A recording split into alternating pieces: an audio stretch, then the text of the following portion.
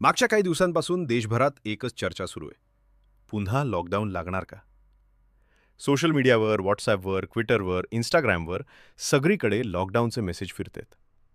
लोक पेट्रोल पंपावर रांगा लावत आहेत, एटीएममधून पैसे काढतायत, गॅस सिलेंडर मिळेल का नाही याची चिंता करतायत.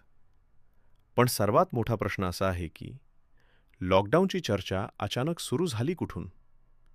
कोणी सुरू केली ही चर्चा? जर संपूर्ण घटनाक्रम पाहिला तर लॉकडाऊनची चर्चा सुरू होण्यामागे सर्वात मोठं कारण ठरलं ते म्हणजे पंतप्रधान नरेंद्र मोदी यांचं लोकसभेतील वक्तव्य.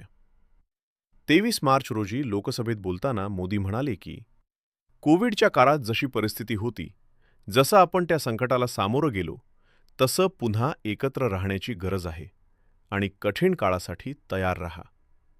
मोदींच्या या वक्तव्यानंतर लगेच सोशल मीडियावर चर्चा सुरू झाली. कोविडसारखी परिस्थिती म्हणजे पुन्हा लॉकडाऊन येणार का?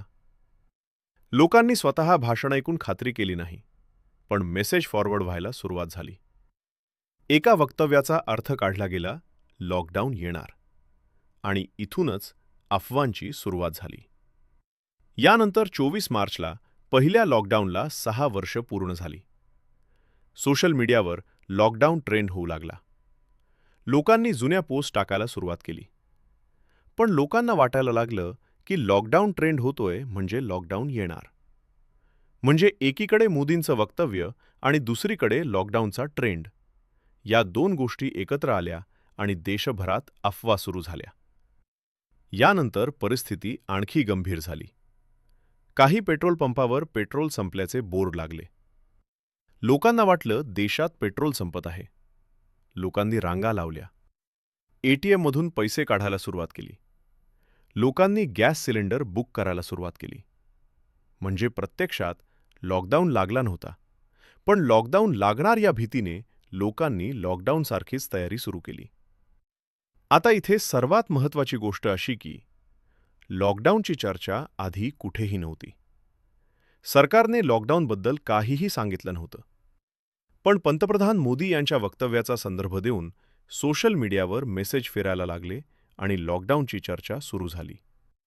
अफवा इतक्या वाढल्या की शेवटी महाराष्ट्राचे मुख्यमंत्री देवेंद्र फडणवीस यांना पुढे येऊन स्पष्टीकरण द्यावं लागलं.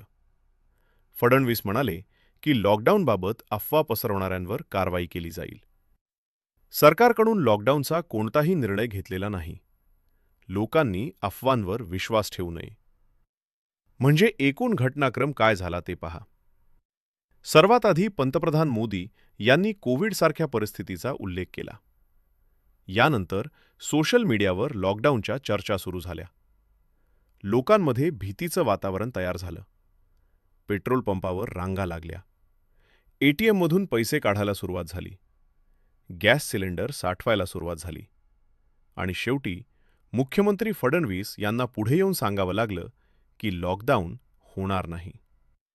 म्हणजे लॉकडाऊन आधी नव्हता, लॉकडाऊनचा निर्णय नव्हता, पण चर्चा मात्र देशभर सुरू झाली. आणि ती चर्चा सुरू होण्यामागे कारण ठरलं ते पंतप्रधान मोदी यांचं वक्तव्य. आता लॉकडाऊन लागेल की नाही हा वेगळा मुद्दा आहे, पण लॉकडाऊनची चर्चा सुरू झाली ती मोदींच्या वक्तव्यामुळेच, हे मात्र नाकारता येत नाही. कारण त्या वक्तव्यापूर्वी देशात कुठेही लॉकडाऊनची चर्चा नव्हती. ना सोशल मीडियावर, ना न्यूजमध्ये, ना लोकांमध्ये. पण वक्तव्यानंतर अचानक लॉकडाऊन देशभरात चर्चेचा विषय बनला. आणि म्हणूनच आता प्रश्न असा विचारला जातो, जर वक्तव्य केलं नसतं तर लॉकडाऊनच्या अफवा पसरल्या असत्या का? जर वक्तव्य केलं नसतं तर पेट्रोल पंपावर रांगा लागल्या असत्या का? जर वक्तव्य केलं नसतं तर लोक एटीएममधून पैसे काढायला धावले असते का? म्हणजे लॉकडाऊन लागला नसला तरी लॉकडाऊनची भीती मात्र निर्माण झाली. आणि ही भीती निर्माण होण्याची सुरुवात झाली ती त्या एका वक्तव्यापासून. शेवटी एकच गोष्ट, लॉकडाऊन लागेल की नाही हे भविष्यात करेल. पण लॉकडाऊनची चर्चा सुरू झाली ती मोदींच्या वक्तव्यामुळे. आणि त्या अफवा थांबवण्यासाठी फडणवीस पुढे आले. हा पूर्ण घटनाक्रम आहे. अफवांवर विश्वास ठेवू नका. घाबरू नका.